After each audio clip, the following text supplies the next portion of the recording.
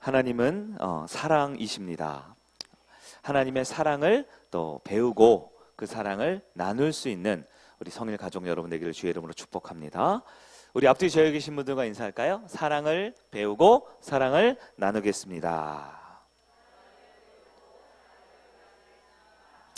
아멘, 아멘. 오늘은 아브라함 8번째 시간인데요. 언약을 내 몸 안에, 언약을 내 몸 안에 라는 제목의 하나님 말씀을 살펴보도록 하겠습니다. 아브라함과 집안에 있는 모든 남자들이 할례라는 것을 받았다라는 것이 오늘 우리가 읽은 이야기입니다. 할례. 하나님께서 성경에 있는 많은 사건들과 이야기들이 있는데 오늘 우리가 읽은 창세기 17장 1절부터 마지막 절까지 27절까지 꽤 긴 분량이거든요. 꽤 긴 분량을 이 할례라는 주제로 우리에게 말씀을 하셨어요. 왜 하나님은 이 사건을 주목하여 우리에게 보여주고 계실까요? 어쩌면 조금 불편할 수도 있는, 어쩌면 조금은 우리가 일상적이지 않은 주제일 수도 있는 이 이야기를 굉장히 길게 잡았다라는 것에 제 마음이 이번 한 주간 좀 묵상을 하게 되었어요.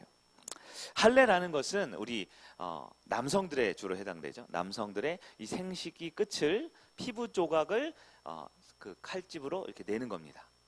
그래서 피부를 자르는 수술을 하는 것을 할례라고 불러요. 우리 요즘 대한민국 사회에서는 우리 아이들이 이제 청소년기를 가기 전에 포경 수술이라고 하는 수술에 해당될 수도 있는데요. 이 할례를 왜 하느냐? 여러 이유들이 있어요. 사실 가장 근본적인 이유는 위생적인 이유이죠. 아이의 그 발달하는 이 청소년 단계에 있는 아이들의 생식기의 청결을 위해서 하는 이유가 가장 일반적인 이유입니다. 그러나 또한 많은 이 국가들에서는 이 어른이 되었다, 즉 성년이 되었다라는 것을 표현하기 위해 성년식 때 이 할례를 거행하기도 하고요. 실제로 다른 여러 이방 민족들 중에서는 종교적인 이유로 할례를 하기도 합니다. 이 할례를 하면 귀신이 접근하지 못한다, 귀신 들리는 것을 막아준다라는 이유로 할례를 최근도 많은 나라들이 거행하고 있다라고 해요. 그러나 우리 하나님께서 오늘 아브라함에게, 그리고 아브라함의 가족들, 그리고 오늘 이 땅에 있는 우리들에게까지 이 말씀을 주신 이유는 분명히 하나님의 분명한 목적과 이유가 있을 겁니다. 창세기 17장 1절부터 끝까지 쭉 살펴본 결과 하나님께서 할례를 하라고 하신 이유는 하나님과 맺은 언약을 잘 지킬 수 있도록 사람의 몸에 하나님과의 약속의 증표를, 증거를 남기도록 하기 위한 것이 하나님의 할례의 목표였죠. 우리가 읽은 창세기 17장 다시 한번 좀 보기를 원하는데요. 17장 9절과 10절, 9절과 10절을 우리 천천히 한번 더 읽어볼까요? 우리 화면에도 있는데요. 한번 보겠습니다. 하나님이 또 아브라함에게 이르시되 그런즉 너는 내 언약을 지키고 내 후손도 대대로 지키라. 너희 중 남자는 다 할례를 받으라. 이것이 나와 너희와 너희 후손 사이에 지킬 내 언약이니라. 아멘. 이 9절과 10절이 바로 하나님이 할례를 하라고 하신 가장 기본적인 1차적인 의미인 것이에요. 여기 중요한 건 언약이지요. 언약. 우리 언약에 대해서는 몇 주 동안 살펴보고 있었는데요. 오늘 우리가 읽은 창세기 17장 2절에도 보면 내가 내 언약을 나와 너 사이에 두어, 하나님이 언약을 맺었다라는 얘기가 있어요. 또 4절을 볼까요? 보라, 내 언약이 너와 함께 있으니, 하나님은 이 언약을 맺으시고 그 언약을 지속적으로 기억하고 지키기를 원하신다라는 거예요. 우리 6절 보면 내가 너로 심히 번성하게 하리니 내가 내게서 민족들이 나게 하며 왕들이 내게로부터 나오리라. 이것은 그 언약의 결과죠. 하나님이 약속을 지킬 때 받는 축복인데요. 7절에요. 내가 내 언약을 나와 너 및 내 대대 후손 사이에 세워서 영원한 언약을 삼고 너와 내 후손의 하나님이 되리라. 아멘. 하나님께서 언약을 맺으셔요. 하나님과 인간 사이에 약속을 맺으세요. 그리고 이 약속은 인간에게 복을 주시고 인간을 창대케 하라는 하나님의 은혜의 약속이 되는 거예요. 근데 약속을 맺었지만 그 약속을 사람들은 자꾸 잊어버립니다. 자꾸 기억하지 못해요. 언약이 아니라 언약의 배경에 살다가 보니까요, 이 하나님을 잊어버리고 약속은 잊어버리고 그저 내가 내 능력, 내 힘으로 하루하루 사는, 즉 나 중심의 사람으로 자꾸 바뀌어 버리는 거예요. 그래서 하나님께서는 아브라함과 이스라엘 백성들, 그리고 오늘 우리에게 너희들 나 하나님과 약속 맺었어 라는 그 언약의 증표를 요구하고 있다라는 게 오늘 본문이에요. 하나님은 약속의 하나님이고 하나님은 약속을 바꾸지 않는, 변개치 않는 하나님이십니다. 그러나 그 하나님의 백성인 우리들은 하나님과의 약속을 자꾸 잊어버려요. 자꾸 어겨요. 그래서 하나님이 우리를 위해서, 누구를 위해서요? 우리를 위해서 언약의 증표를 갖고 있기를 원하시는 거예요. 그리고 그 언약의 증표가 무엇일까요? 바로 오늘 본문의 할례라는 것입니다.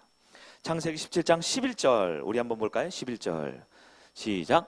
너희는 포피를 베어라. 이것이 나와 너희 사이에 언약의 표징이 되니라. 아멘.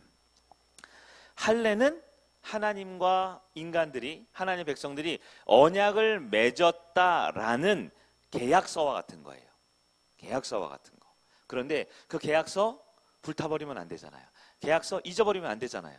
여러분 세례를 받으셨는데 세례 증서 없으신 분들, 아까 광고 때 약간 등에서 식은땀이 살짝 내려오는 분들이 있을지 모르겠어요.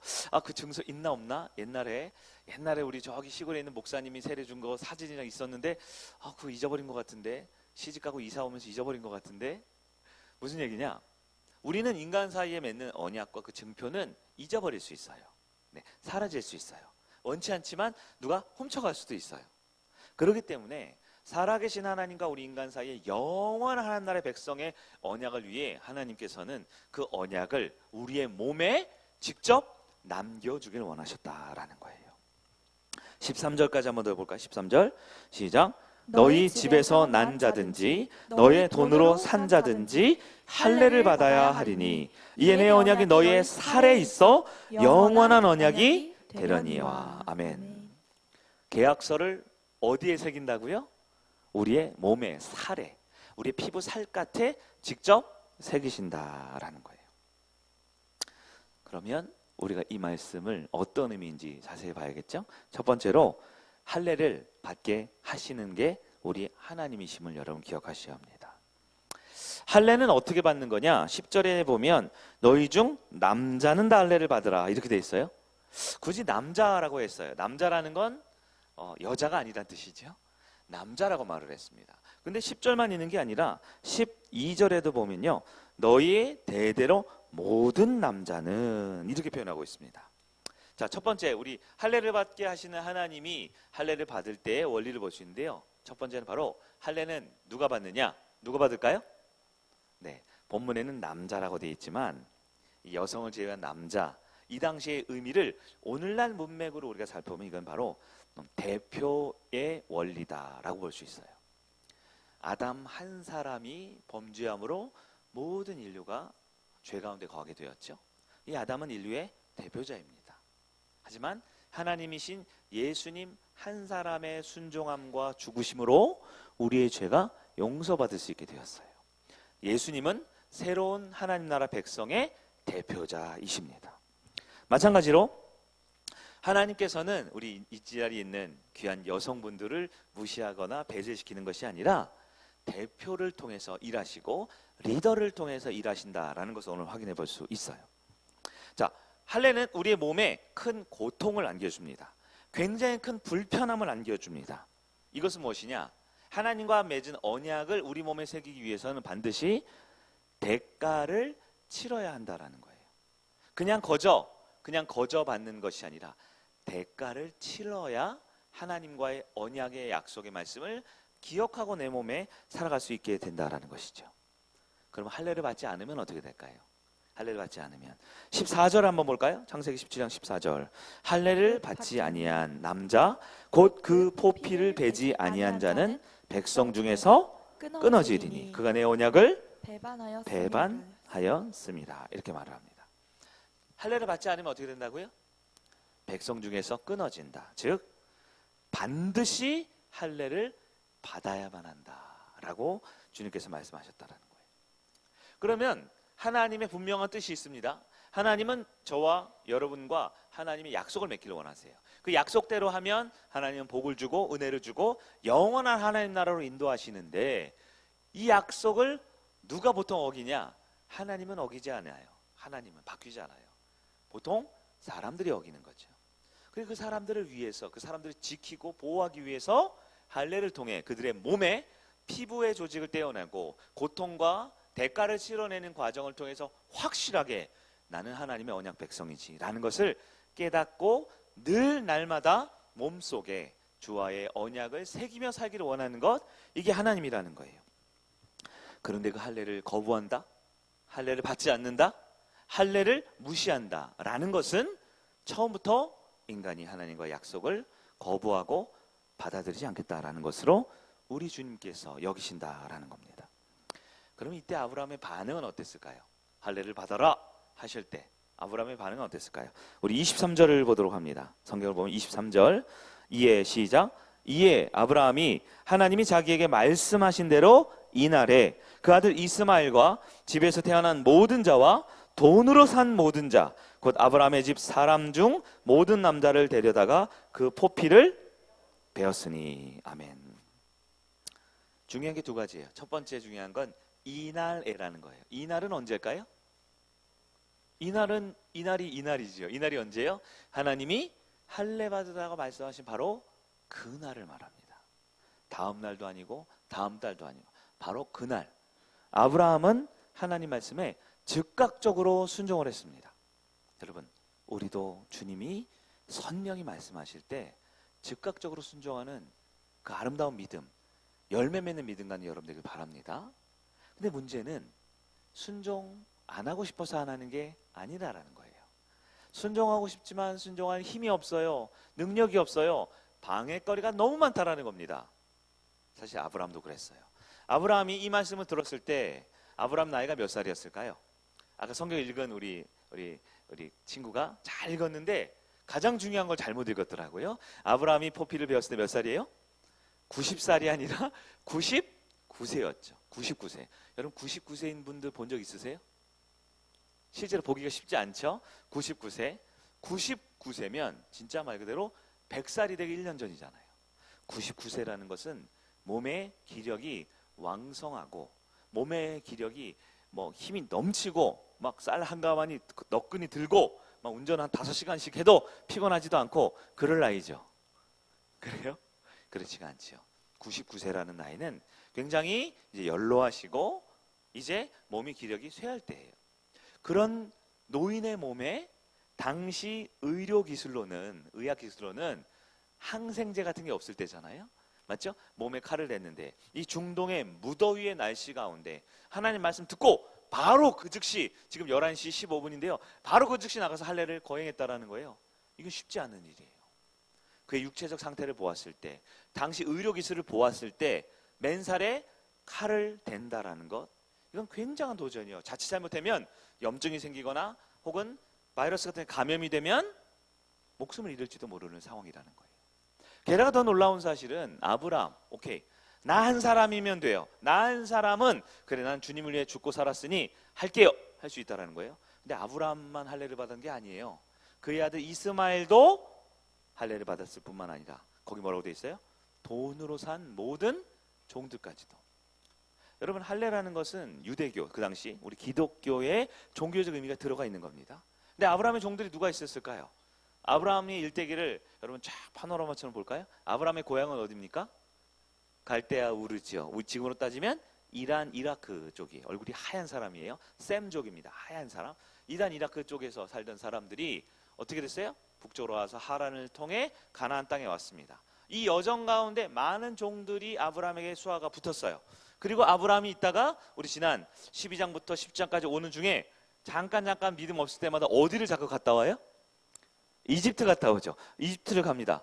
시나이 반도를 건너서 홍해를 건너서 이집트는 기본적으로 구스인이죠. 구스인, 곱틱 쪽입니다. 피부가 완전 까만 사람들이에요. 네. 여러분 중동 보면 피부가 까무잡잡하죠? 근데 사실 저쪽 이란 사람들, 여러분 화면 같은데 이란 사람들은 거의 백인에 가까워요. 셈족이기 때문에 하얀 사람들이에요. 저 이집트 사람들은요, 그냥 까만 게 아니라 그냥 완전 까만색 있죠. 완전. 그래서 이걸 그냥 태양빛에 그냥 대놓고 그냥 그을린 것 같은 사람들, 그런 분들이 이 곱틱족, 구스인들이에요.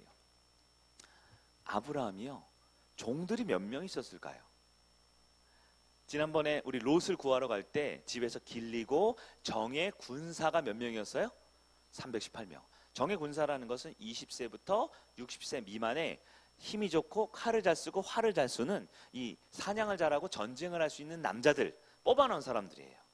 그 사람들만 318명입니다. 그러면 20세 미만의 젊은 청년들과 우리 아이들, 60세 이상의 어른들, 그리고 20세부터 60세 사이지만 뭐 감기 들린 사람, 몸이 아픈 사람, 지금 중한 병에 걸린 사람 합치면 남자가 몇 명 될까요?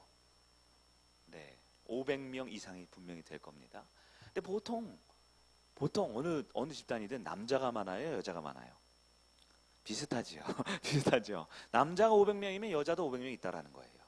아브라함의 집안에 있는 사람들이 몇 명일까요? 학자들은 이 아브라함 일대에 연구하는 사람은 적어도 1000명, 많게는 2000명까지도 아브라함 족속이 함께 이동했다라고 말해요. 이 목축어보라는. 그러면 여러분, 아브라함에게 속한 종들이 우리나라처럼, 이 대한민국 사람처럼 한민족이 아니에요. 한민족이 아니에요. 여러분 잘 보면, 여러분 가끔 일본 여행 가거나 중국 여행 가면 일본 사람이랑 중국 사람이랑 한국 사람이랑 외형이 조금 차이 나는 거 아세요? 아시죠? 이 서양 사람들은 잘 구분을 못하지만 우리들은 보죠. 아, 저분은 일본 사람 같아, 저분은 중국 사람 같아. 물론 완벽하진 않지만 약간의 차이가 있죠. 근데 이 정도 차이가 아니에요. 아브라함의 종은 쉽게 말해서 완전히 백인도 있고요, 완전히 흑인도 있고요. 그들이 믿고 있는 신앙과 종교와 가족 문화, 풍습 다 다른 거예요. 다 다른 거예요. 근데 그 모든 남자를 그날 하루에 전부 다 할례를 받게 했다라는 거예요. 여러분, 이게 어떤 일일까요? 아브라함이 엄청나게 카리스마 있는 리더여서 가능한 일일까요? 아니면 아브라함이 모든 사람을 총칼을 들고 할례 안 받으면 다 죽일 거야, 이렇게 위협을 했을까요? 네. 성경에 그 부분은 생략되어 있지만 제가 우리 성일교회를 목회하고 사역하면서 어떤 일을 계획할 때 잘 안 돼요. 이렇게 하자 그러면 잘 안 돼요. 어느 날 무슨 모임을 하자 그러면 반도 안 와요. 반도 안 와. 우리가 한 2달, 3달 전부터 계획해 준비를 해도 사실 사람들 마음 모으기 쉽지 않거든요. 근데 500명? 아니 1000명? 그 이상의 남자들을, 그 위험한 칼을 몸에 대는 것을 하루에 다 하게 했다? 무엇이 가능하게 했을까요? 아마 하나님의 큰 은혜가 임했을 것이고, 아브라함은 엄청난 대가를 치러냈을지 몰라요. 그들의 금전적 보상을 했을지 모릅니다. 그들에게 많은 노예 해방을 약속해 줬을지 몰라요. 아브라함 스스로가 먼저 솔선하는 것부터 시작해서 많은 사람들에게 이 일에 동참하게 하기 위해서 그가 할 수 있는 모든 일에, 모든 희생과 헌신을 다 동원해서 그들이 할례받게 했다라는 거예요.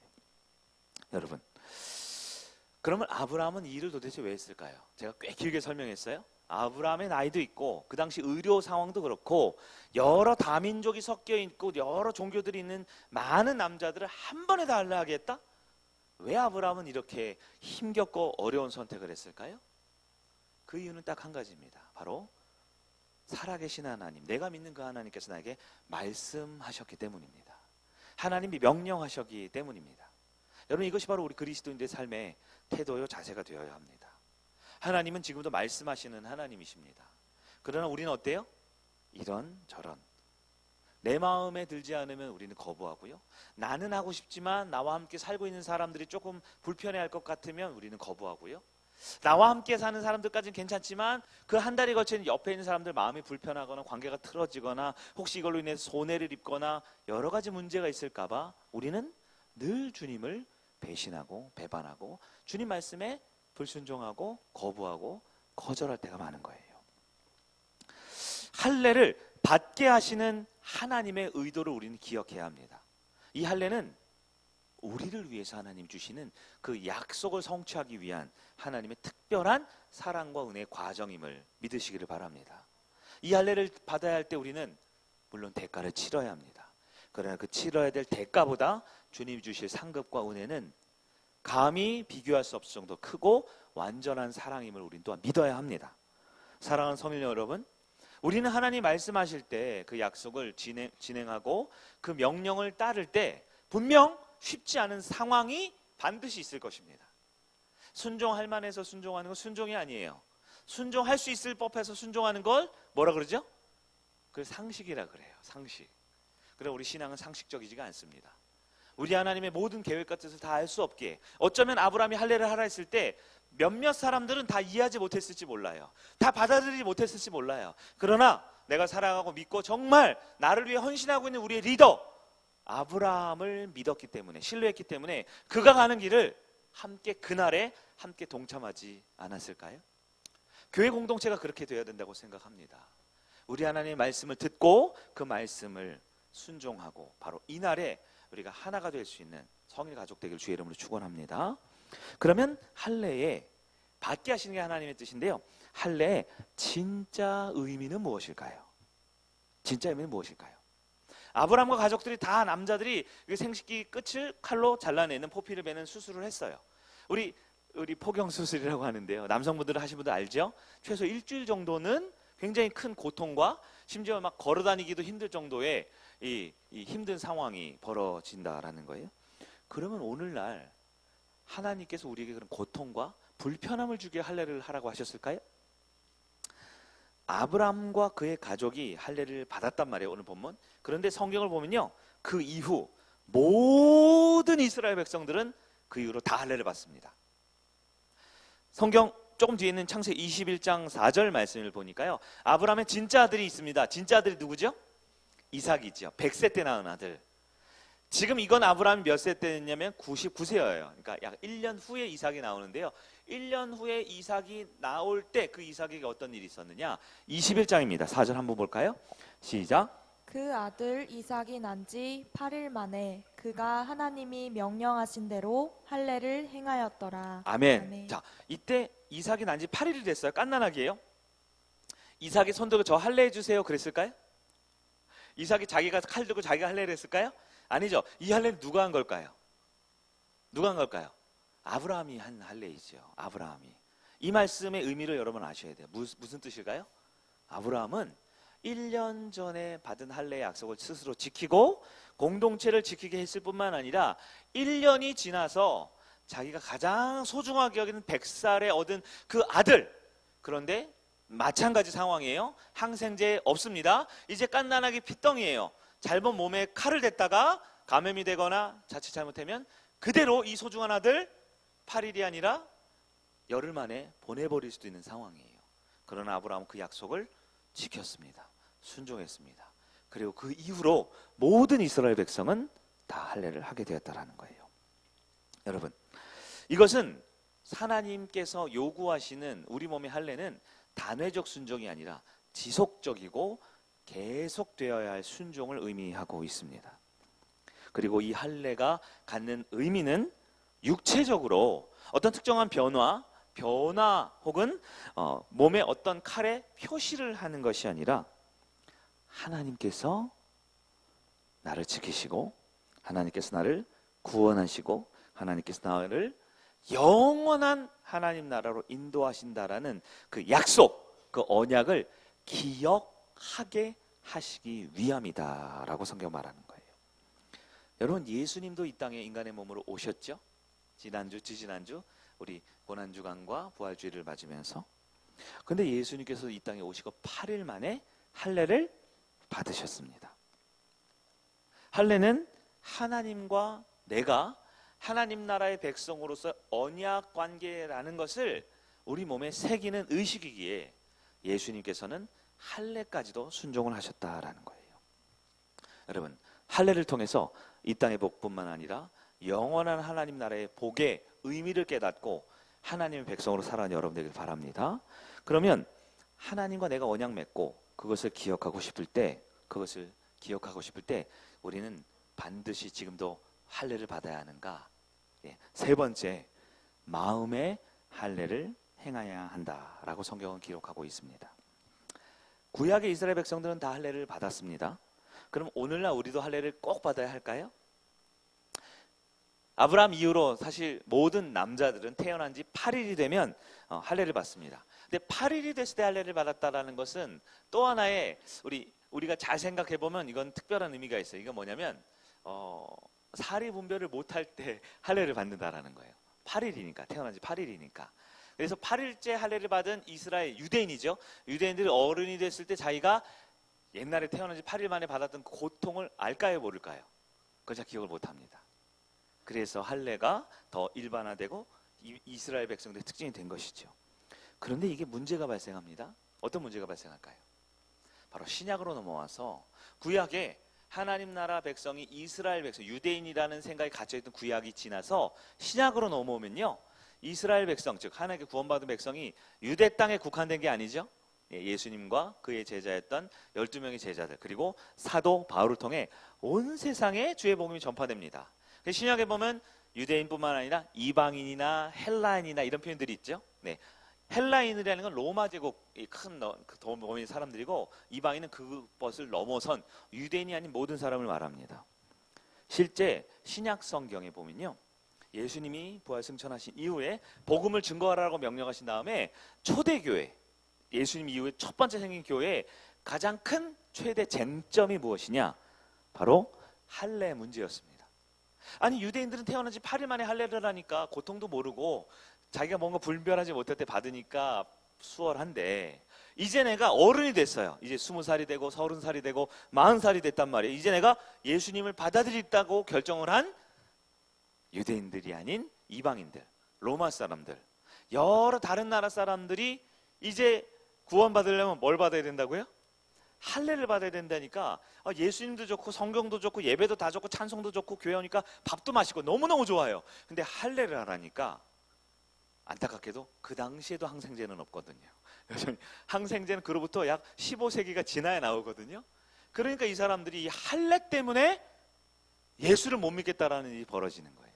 혹은 할례를 받는 과정을 통해서 너무 큰 고통과 고난을 받으니까 이미 성인이 된 많은 사람들이 괴롭게 한다라는 문제가 벌어졌습니다. 그래서 예루살렘 총회가 열렸어요. 지난주에 여러분 기도해 주셔서 제가 우리 황서 노회에 갔다 왔죠. 노회 한 70여 개 교회 목사님들이 모여서 하는데요, 이 노회가 전국적으로 모이면 대한예수교 장로회 총회라는 모임이 있어요. 이게 이제 10월 달에 우리 교단에서도 10월 달에 총회를 하거든요. 그런 총회가 이 당시 초대교회 예루살렘 교회의 총회가 열렸습니다. 제일 중요한 주제가 뭐예요? 주제가 뭘까요? 저기 성일교회 이제 이번에 장로님 권사님 몇 명 더 증선할까, 뭐 이런 것도 회의하고, 네, 여러 회의들이 있겠죠. 가장 중요한 회의가 바로 새로 입교한, 새로 들어온 이방 사람들을 예수를 믿겠다고 하는 그들에게 과연 할례를 반드시 해야만 하는가 하는 문제가 벌어진 거예요. 결론만 이야기하면 그 회의 결과 이방인들이 더 이상 육체의 할례는 받지 않아도 된다라는 이야기였어요. 안도하시는 분들이 계시네요.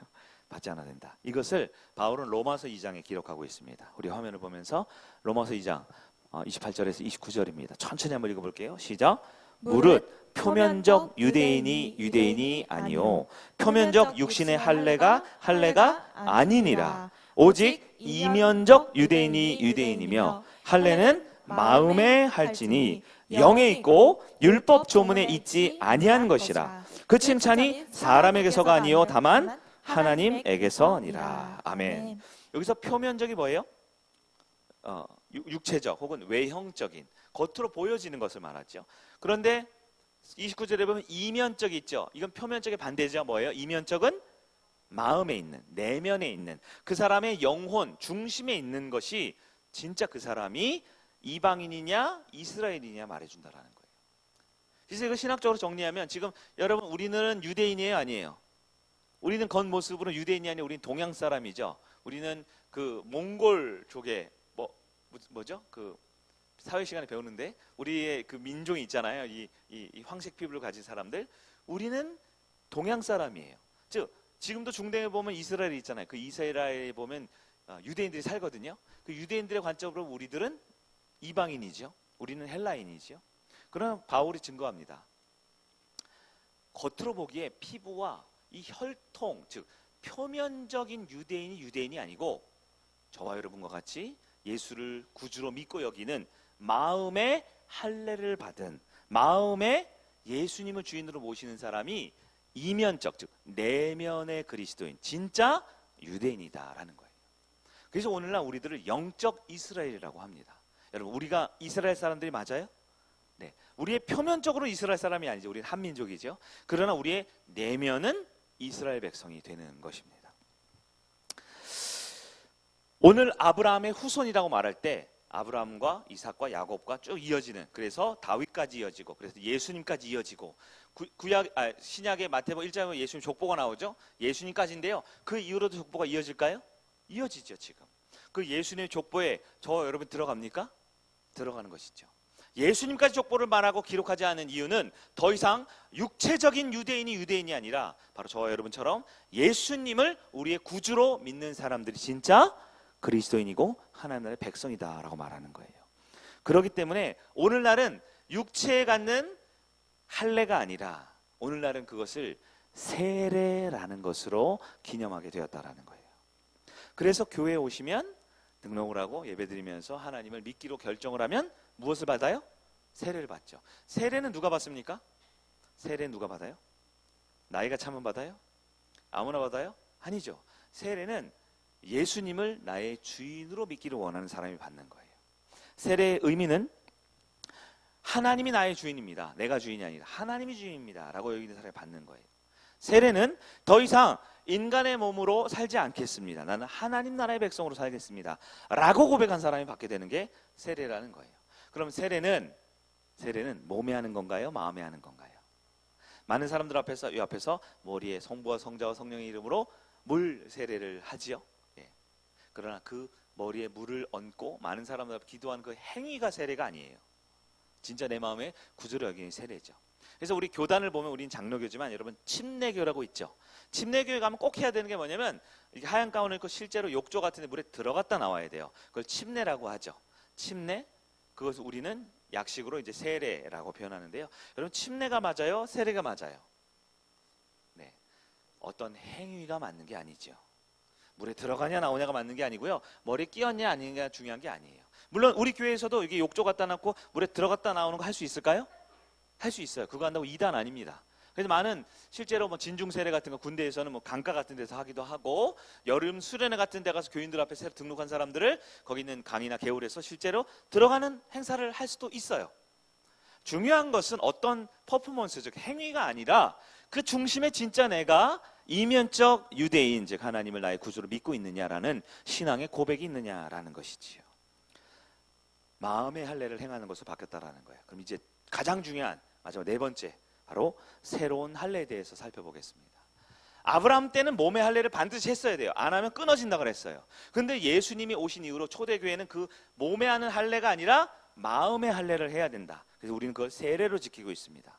그런데 아쉽지만 오늘날 많은 그리스도인들이요, 아브라함 때 혹은 예수님 때처럼 이 세례를 받는 것을 진지하게 생각하지 않는 분위기가 있는 것이 오늘날 이 교회 모습인 것 같기도 해요. 세례가 상당히 좀 가벼워지지 않나라는 생각이 들어요. 무슨 얘기냐? 아까도 잠깐 얘기했지만 내가 세례를 언제 받았는지, 어느 교회에서 받았는지, 어떤 목사님에게서 받았는지조차 잘 기억이 나지 않을 정도로, 물론 그때 받았던 세례를 무효화하거나 그것이 의미 없다라고 말하는 건 아니지만, 세례는 몸에 하는 거예요? 마음에 하는 거예요? 마음에 하는 거죠. 세례는 우리의 형식적인 거예요? 내 영혼에 관련된 거예요? 영혼이죠. 그러면 그것을 기억하고 기념하고 내가 알면서 그 의미를 가지고 살아가는 게 하나님의 언약을 내 몸에, 내 삶에 새기고 살아가는 것이 되잖아요. 아브라함 때처럼 피부 조직을 잘라내는 일은 더 이상 하지 않아도 되지만 이것보다 더 중요한 내 영혼에 세례를 받고 할례를 받아야 하는데, 오늘은 사실 많은 성도들이 또 교회들이 이 세례를 그냥 교회에 들어오는 통과 의례, 그냥 등록 수준, 그냥 집사님 주고 권사님 되기 위한 통과 의례 정도로만 생각하기에 많은 사람들이 진짜 세례의 의미를 놓치고 있지 않나라는 생각이 드는 거예요. 여러분, 세례는 형식적인 것이 아니고 사람들에게 보이기 위한 것이 아니고 비인격적인 행사가 아니지요. 세례는 아브라함과 언약을 맺으신 하나님이 할례르라라고 하신 그 할례를 우리 현대적 의미로 예수님 이후로 바꾸어서 우리의 내면의 그 약속을 새기기 위한 거룩하고 정결한 의식이며 한 번의 단회적 사건이 아니라 이 세례는 우리의 평생에 기억해야 하는 하나님과 연합된 그리스도인의 모습이다라는 겁니다. 그래서 우리 성일교회가 이 세례와 더불어 굉장히 중요하게 강조하는 게 한 가지가 더 있어요. 그것이 무엇일까요? 그것이 바로 가족 등록이라는 겁니다. 가족 교인으로 등록하는 거예요. 우리 교인들 중에서도 한 절반 이상, 어쩌면 더 많은 분들이 우리 교회가 처음이 아닌 분들이 있을 수 있어요. 다른 교회에서 이미 등록을 하셨다가 세례를 받으시고 신앙생활을 하다 우리 교회로 이렇게 새롭게 오신 분들도 꽤 많은 줄을 알고 있어요. 근데 여러 교회들이 있겠지만 우리 성일교회 가지고 있는 독특한 특징 중에 하나가 뭐냐면 등록을 빨리 안 시킨다라는 거. 아무리 내가 등록하고 싶어도 한 달, 두 달 예배를 드리고 그리고 예배를 드리다가 그러면서 교회의 비전과 방향을 이해할 때 우리 새가족 모임이 있죠? 새가족은 새신자반이 아닙니다. 네? 그러니까 처음 예수를 믿었다고 하는 게 아니고요. 우리 성일교회 공동체가 되기 위한 공동체의 비전과 마음을 공유하는 시간이죠. 새가족 모임을 하신 분들은 마지막에 뭘 하냐면 세 가지 가족 서약을 하게 돼 있어요. 서약을 하게 돼 있어요. 여러분 다 아시죠? 다 하셨으니까 여기 앉아 계실 거예요. 서약을 합니다. 그 서약의 내용이 뭘까요? 그 서약의 내용은 철저하게 성경적인 그리스도인의 삶의 세 가지 특징입니다. 성경에서 말하면 신약을 살고 있는 오늘날 그리스도인의 삶이 가장 증표, 즉 하나님과 언약 백성이라는 증표를 글로 써도 안 지키고요. 몸에 새겨도 자꾸 잊어버리고요. 마음에 새긴다라고 세례를 받았지만 전혀 그렇게 살지 못하는 우리의 삶을 우리가 보강하고 확실하게 우리의 삶을 언약을 고백하기 위해 세 가지 우리 서약을 하는 거예요. 첫 번째가 뭐였습니까? 첫 번째, 주일 성수죠. 구원받은 그리스도인들은 예수님이 십자가에 지시고 부활하신 그날, 부활하신 날이 무슨 요일이에요? 일요일이죠. 오늘 아침이죠. 유대인들, 당시 육체적 할례를 받은 유대인들은 안식일을 지켰습니다. 안식일은 요일로 따지면 무슨 요일이었어요? 토요일이죠. 그래서 제7일 안식일은 지금도 저 밑에 있는 하나님의 교회 이단 사람들은 지금도 토요일 날 예배를 드려야 한다고 그래요. 그게 구약에 맞다라는 거죠. 그러나 그들은 예수님도 십자가도 부활도 인정을 하지 않기 때문에 그런 거예요. 우리 기독교는 예수님 부활하신 날을 기념해서 그날은 무슨 날이에요? 여러분 오해하면 안 돼요. 안식하는 날이 아니에요. 자꾸 쉬어야 된다라고 생각하는데요. 여러분 수고하고 무거운 짐진 자다 다 내게로 오라 내가 너희를 쉬게 하리니 하셨죠. 그리고 예수님 뭐라고 그랬어요? 너의 멍에를 내려놓으라고요? 너의 멍에를 메고 멍에를 지고. 멍에가 뭔지 아세요? 소 두 마리가 밭을 갈 때 이렇게 머리 딱 씌우는 거 있죠? 밭을 갈 때 씌우는 그 나무 그 구조물을 말해요. 무거울까요? 결코 가볍지 않아요. 즉 하나님께 예배 드린다라는 것은 쉬러 오는 게 아니에요. 놀러 오는 게 아니에요. 마음의 평안을 얻기 위한 게 아니에요. 그냥 어차피 다른 데 가면 골프를 치든 그냥 절에 가든 어차피 마음의 평안을 얻는 거 이왕이면 그래도 그냥 성일교회가 좋다니까 와서 여기서 마음의 평안을 얻자. 그게 아니에요. 주일은 무슨 날입니까? 하나님께 예배를 드린 날이에요. 공동체 예배를 드린 날이에요. 그리스도인의 가장 첫 번째 함께 그리스도인으로서 구원받은 자녀로서 지켜야 할 우리의 첫 번째 약속이 하나님과 약속이 뭐예요? 주일은 예배를 드리는 날이다 라고 정하는 거예요. 그래서 성일교회는 주일 성수를 최우선순위로 둡니다.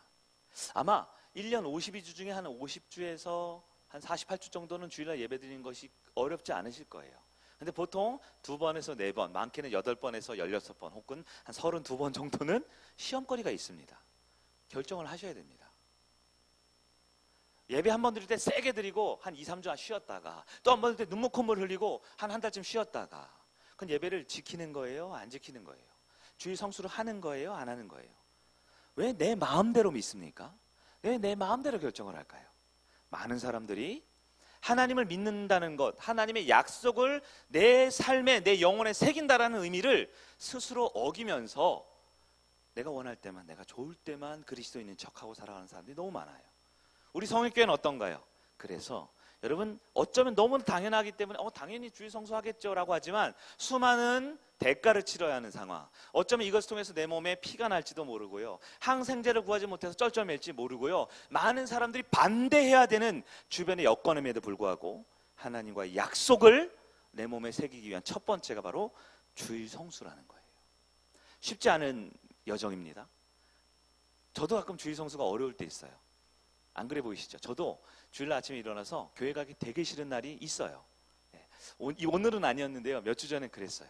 이 교회 가기 너무 싫을 때가 있어요. 그래서 이렇게 내려오면 되잖아요. 근데 이게 너무 싫어요. 설교하기가 막 싫어요. 사람들 만나기가 싫어요. 그럴 때가 있을까요? 저는 천사가 아닙니다. 저도 똑같아요. 저도 상처받기도 하고, 저도 삐지기도 하고, 저도 마음 상할 때가 많으면 많지 적진 않겠죠.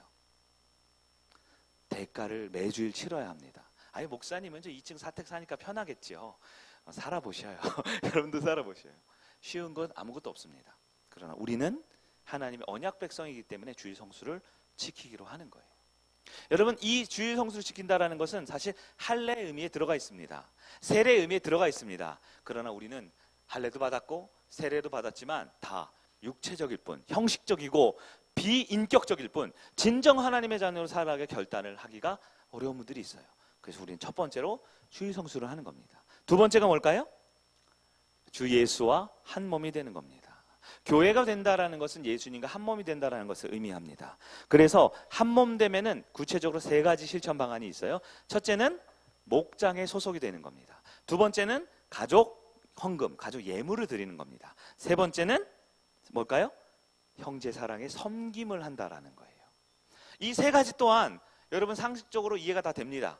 문제는 1년 52주 중에 시험 들 때가 분명히 찾아온다라는 거예요. 한 몸 되면 첫 번째가 뭐라고 그랬죠?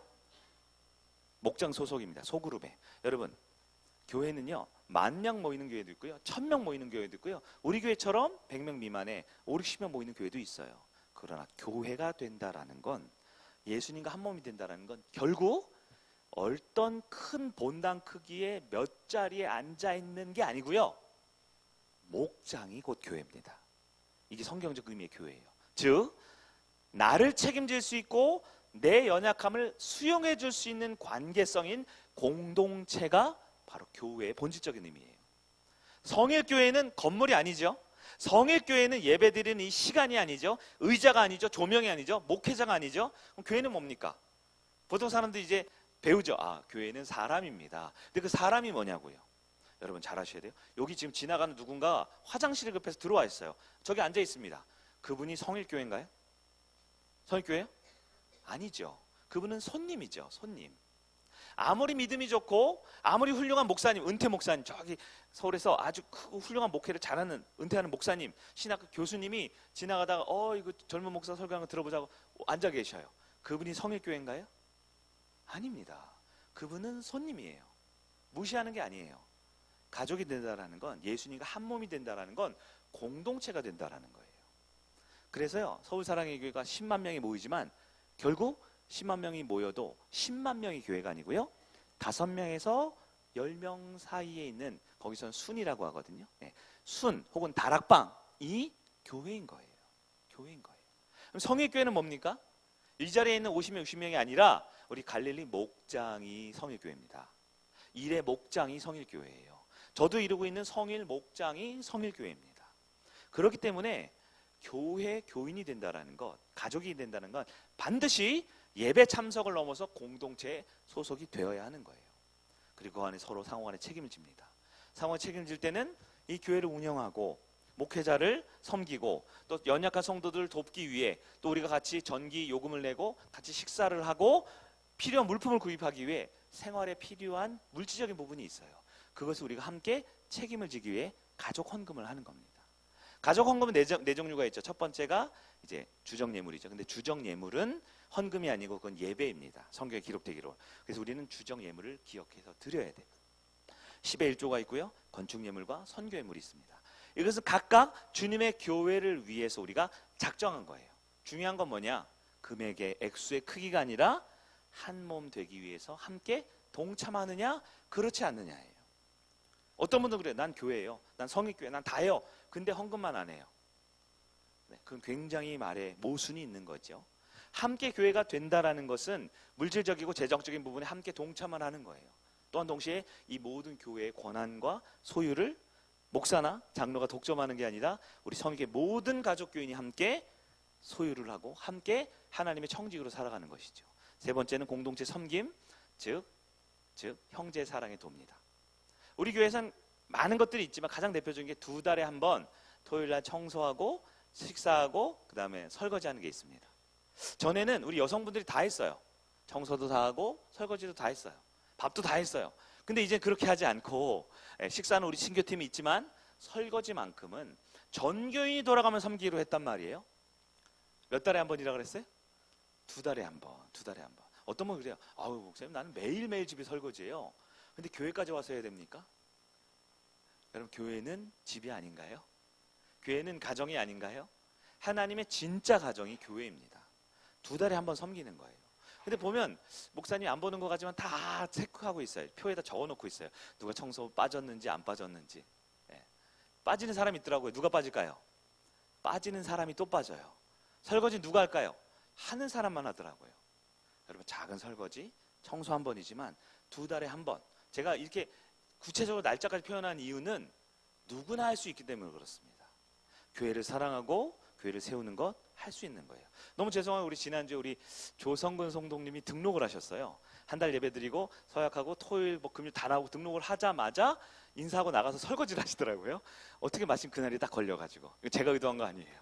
너무 죄송하지만 또 한편으로는 그렇지 우리 가족이니까 이제 우리 조성근 성도님 우리 가족이 됐으니까 너무 죄송한데 시작하자마자 해서 너무 죄송하지만 그래도 하셔야지 라는 생각이 들고 너무 기쁘게 웃음소리가 끊이지 않게 가족을 함께 동참해 주셨더라고요. 세 번째가 뭡니까?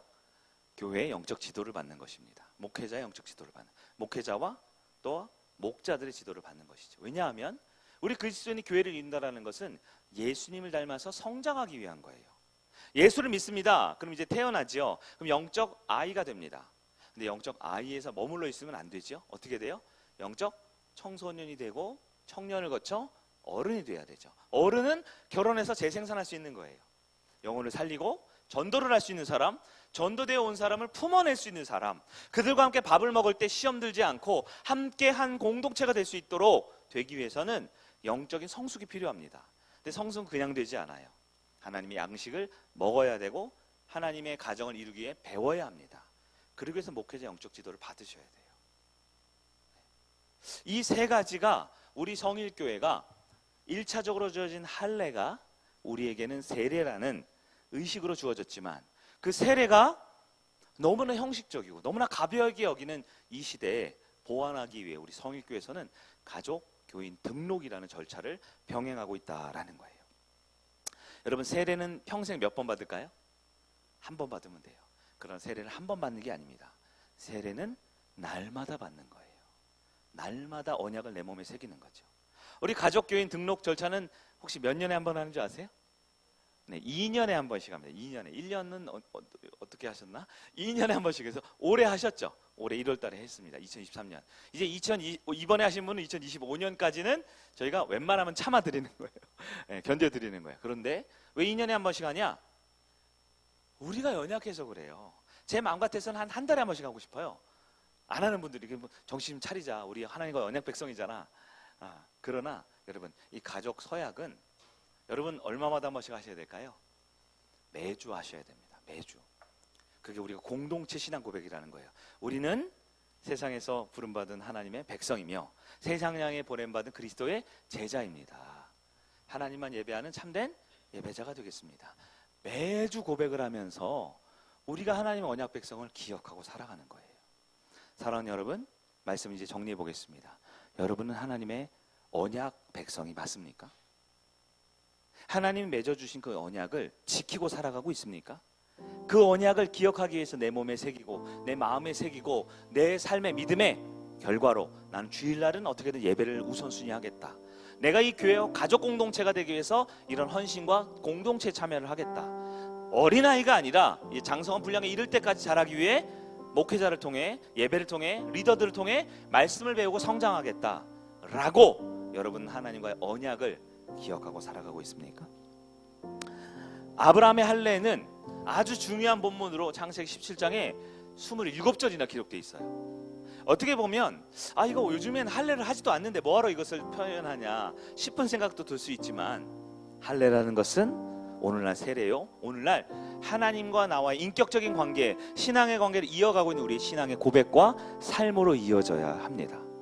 우리 성인가족 모든 성도님들은 예수님께서도 할례를 받으셨고, 예수님께서도 세례를 받으셨고, 예수님께서도 성경 그대로 그의 삶에 순종하고 그의 백성으로 살아가신 것처럼 저와 여러분의 삶에도 우리가 가족 서약을 한 3가지를 기억하고 세례 받았던 그 감동과 은혜를 기억하면서 늘 예수님을 바라보고 예수님과 동행할 수 있는 저와 여러분, 주님의 기쁨 될 수 있는 우리 모든 성일 가족 되기를 주의 이름으로 축복합니다.